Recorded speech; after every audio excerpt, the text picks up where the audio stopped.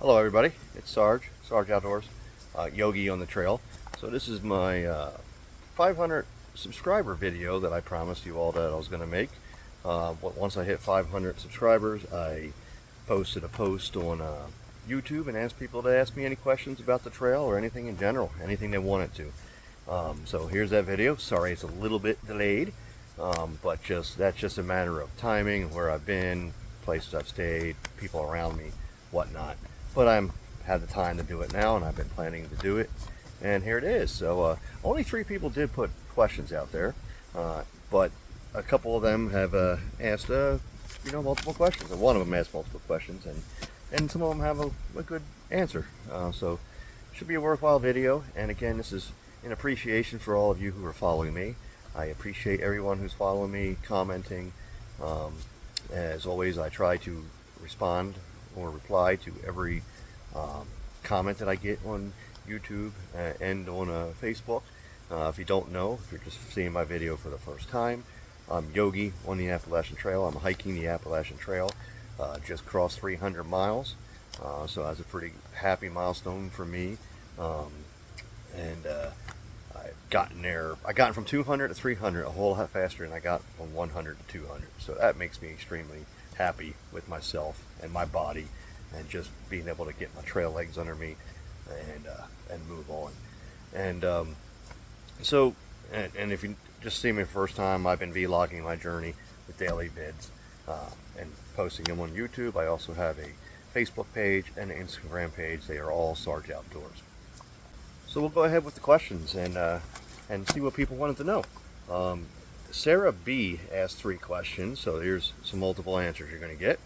The first question was, have you encountered anything strange, unusual, scary on the trail so far? Well, not so much strange or unusual. There are some strange and unusual people, but I think we all are strange and unusual in our own way. And probably people would say, this people you say are strange and unusual probably say you are too. But I haven't had that kind of encounter yet. But I still have thousands of miles to go, so maybe pretty soon I might have one.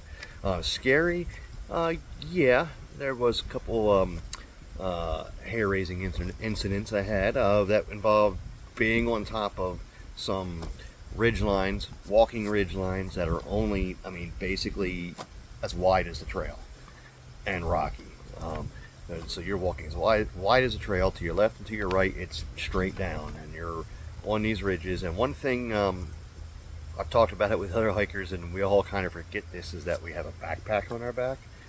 And when you have a backpack on your back, you basically have a wind sail attached to your body. And you could be on some of those ridge lines or up on a cliff or an outcrop somewhere, and a good gust of wind hits that backpack, and yeah, you're wanting your body, you feel your body almost wanting to twist, and that gets a little hairy. So that is definitely a scary moments I have on trail, and I'm pretty sure I'm going to have plenty more of those exact kinds of scary moments. But yeah, as far as strange and unusual encounters, you'll have to ask me that again in a later date and see if I have any updates on that. Second question Sarah B asked was, at any point have you seriously considered quitting? I never really got to a point. I've had some days where I just hated the day. I hated the day. Some days it was a perfectly fine day, and it's like the last mile of a day I absolutely hated. Getting to Blue Ridge Shelter. It was I forget how many, I think it was a 12-mile day, I think, and it wasn't until that last mile that the trail just would follow along a spur, and then there'd be a rock fall, and you would go up into the rock fall, then back down, and then back up into another rock fall, back up into another rock. It's like, why does the trail have to go into the rock fall every time? I can't just go straight. And yeah, I hated that moment because my legs were not ready for 12-mile days. I was pushing myself. But so there have been moments that I've hated. The only times that I really thought about quitting, and this is going to be a subject in another video too coming up, but is during the issues that I'm battling with my knees. I have bad knees. I have arthritis in both knees. I have, I can't pronounce the word, so don't make fun of me, patellar tendonitis in both knees, and I have an injury from powerlifting in my left knee that I re-agitated that on the trail, and now I think I have the same injury again in another leg. So those moments when it involved having to get off trail for a couple of days to ice and warm a knee and let the swelling go down and not be walking on it and hiking, those moments really make me question, should I, not necessarily should I be on the trail, but am I going to damage myself even more by being on trail, and is my body able, or my knees able to handle it? I have plenty of pain in other parts of my body, plenty of soreness and struggles from doing the trail, but nothing has made me question anything or doubt anything, except for my knees. They have been giving me problems. I don't think it's going to be a permanent issue or something that's going to make me quit, but every time that comes up, it really makes me question.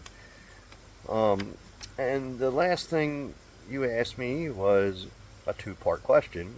Your favorite and least favorite part of the trail. We'll start with the least favorite first, and that's almost the same as the last question. It's just the limitations of my own body. Not just my knees, but even starting out, my cardiovascular wasn't prepared for some of the stuff.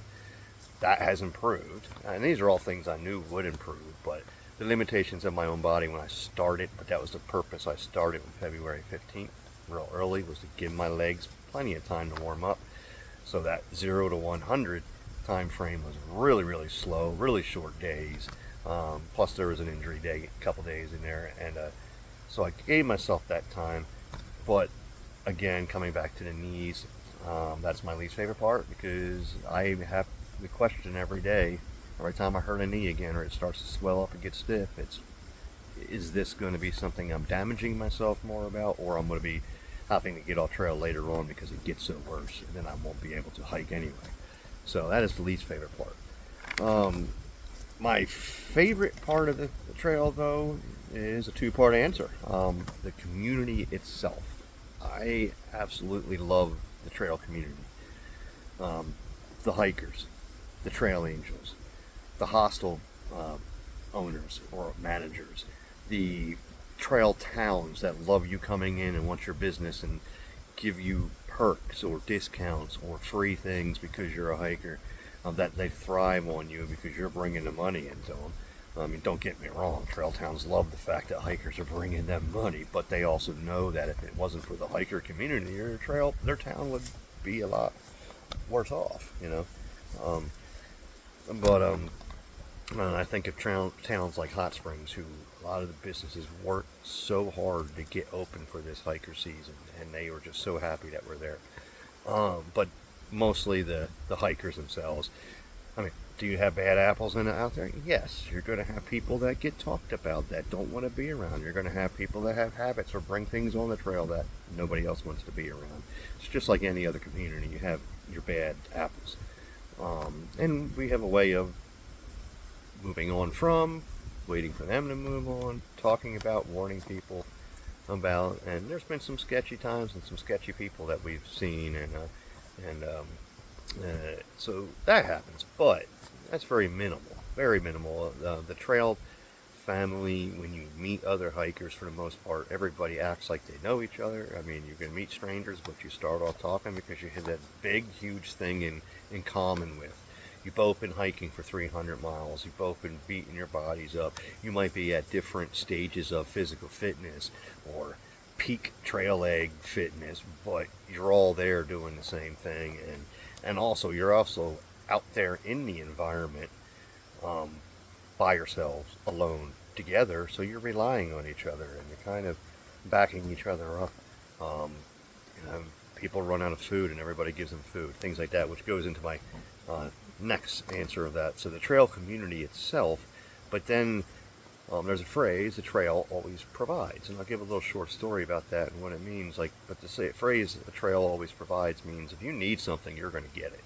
If you need something, somebody on trail is going to get it for you, give it to you, sacrifice for you, or if you're, just almost anything. I've hardly ever seen any hikers not get anything they needed, or find a resolve a problem or an issue that they were having. And one cool little thing that happened, the other day was I was out at a shelter, and there was a high school group coming in. They're guided by chaperones, and they do like this whole thing of learning hiking and stuff like that. And they take a group of high school kids out, and the chaperone, or I don't know if he was a teacher, or if he was just a chaperone, looked like he was the group leader, and he came out and was like, "I got a problem." He's like, "I got to get people with high dehydration issues. Does anybody have any electrolytes?" And I'm a whoa spider. Come on, I don't want to kill you. Out of the way. Don't want to kill you, but I don't want you on me. Yeah, I had a little arachnophobia moment there. And go figure, I'm in the woods. So he needed some help. But I'm like, yeah, sure. I'm like, how many do you need? I got tons of electrolyte packets. And he's like, oh, just like 2. And if you don't have orange, that's great, because that's a flavor they like. You know, high school kids being picky. I grabbed the whole handful because I had plenty in my bag, a freezer bag full of them. So I just grabbed them. He's like, "You sure?" I'm like, "Yeah, absolutely." And then something happened a few minutes ago.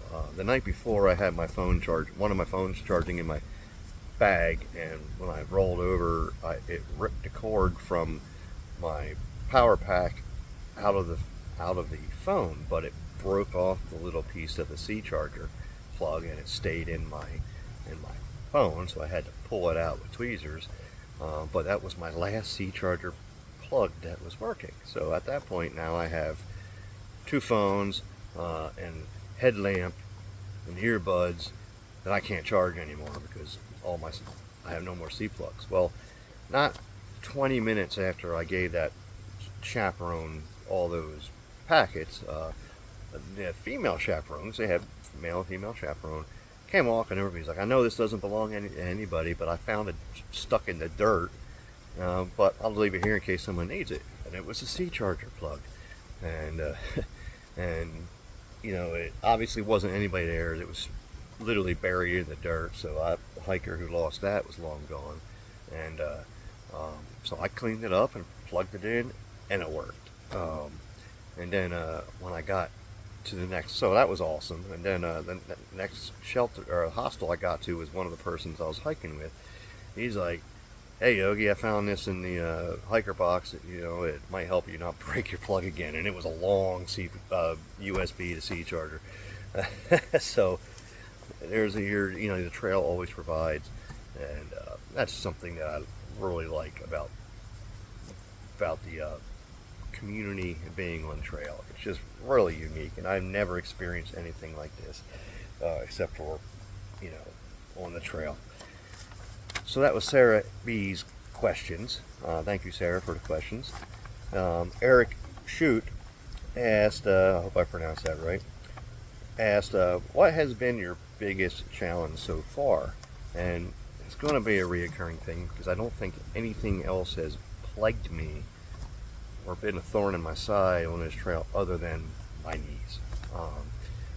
First or second week on trail, I got off trail for a couple of days for the let swelling go down, and both knees individually are bad and they hurt. I am happy that my knees are working together and they have a schedule. So when one knee's hurting, the other knee's perfectly fine. Then they wait, and then when the other knee's feeling better, the other knee decides to hurt. So I'm definitely glad that they have their own little schedule going, but that has been my biggest challenge. I wouldn't have said the same answer, the first 3 or 4 weeks that I was on trail, but I take that back. I wouldn't have said the same answer the first week to 2 weeks I was on trail because my whole entire body was sore getting used to being on trail. But at this stage, at the 300 miles, it's definitely my knees. I've had slow days of hiking where I've put in a lot of miles, but I just had to walk real slow. I've had long days of hiking, long miles, where I was able to hike really fast. It all just depends on my knees, and I'm basically hiking at their limitation. So that has been my biggest challenge so far. And thank you for your question, Eric. And the final question is probably going to be my biggest rambling question, but it's a good question. It's from Liz Trails and Travels. She asked me a pretty good question. She says, and asks, staying mentally strong to not find a reason to go home has been one of my biggest challenges after many days and miles. Any suggestions to stay mentally strong? I want to preface my answer by saying that I am not a professional in any way. I am not a counselor, therapist, coach, physical trainer, anything like that. But I do have 4 parts to this question, 4 things that I found, and I found these out by experience and my own trials on trail. The first thing is obviously food and sleep. If you are not sleeping well and eating well, your hike will be trash. And I learned this the hard way because it was a long time. It took me a few weeks or so to get myself to the point where I could eat enough, or I made myself eat enough. And then my sleep was horrible because of certain factors. But anybody who is a fitness coach or personal trainer, an athlete, bodybuilder, power lifter, whatnot, knows that you don't build your body up while you're working out. You're breaking your body down. And if you're hiking not 8 hours a day, so you're basically working out 8 hours a day. So 8 hours a day, you're breaking your body down. And you don't repair your body, and your body doesn't get stronger until you go to sleep. And it needs fuel to do that. So getting a big, high calorie, high protein, and a good bit of fat into your meal, your night meal, before you go to sleep, or in the evening whenever you eat dinner, and then making sure you have everything to make sure you sleep well at night, which was my problem. You might know from the previous videos that I've had to get a new sleeping pad. I wasn't sleeping great. Now my sleep is great, and now am eating a big meal every day. That's my most important meal, is the one I eat before I go to bed. And I'm sleeping great, I'm eating great, and now my miles are 15 plus, up into 14, 15 plus miles, and I'm recovering faster, and I feel stronger. Uphills don't take as long. I'm not out of breath anymore. My muscles aren't aching. So yeah, first thing is food and sleep. That is the most important, because if you're not eating, not sleeping, hiking's trash. If you're hiking's trash, you're going to be mentally upset. It's going to break you down. The second thing is entertain yourself. You got to entertain yourself, and I put this off for so long, even though I brought an entertainment cell phone. I explained that in a video. I got 2 cell phones. One I use for entertainment, one I use for the important stuff. And I put off listening to audiobooks, listening to music for so long, and then once I started entertaining myself while I was hiking, boom. My days are easier, the hikes are easier, and they're longer. So you got to entertain yourself. Yes, living in nature and the sounds, the water, what's behind me, the animals, that's all awesome too, but you're going to get bored of it. You need something to entertain yourself. The third thing is grounding, yoga, meditation, prayer, devotions, resetting yourself each day. However you do it in real life, you need to bring that into you with the trail. For me, it's yoga and it's prayer, and reading the Bible. I have a little mini Bible that I brought with me, and whether I'm listening to it on an audiobook or whatnot, those are important things. If you use something like that in your real life, you need to fit it into your trail life. That'll make a big difference. That'll make a huge difference. For me, I practice yoga, so I'm not faithful with it every single time I should do it, like waking up halfway through the day or at the evening, but I try to get it in as much as I can. That helps me relax, it kind of centers me, and then obviously with prayer and devotions. But having yourself, your own way of grounding, physically, spiritually, healing yourself throughout the day and preparing yourself for the next day, you have to have something like that for you on the trail. And if you're planning a future hike and you don't have something like that, I suggest you try. And the fourth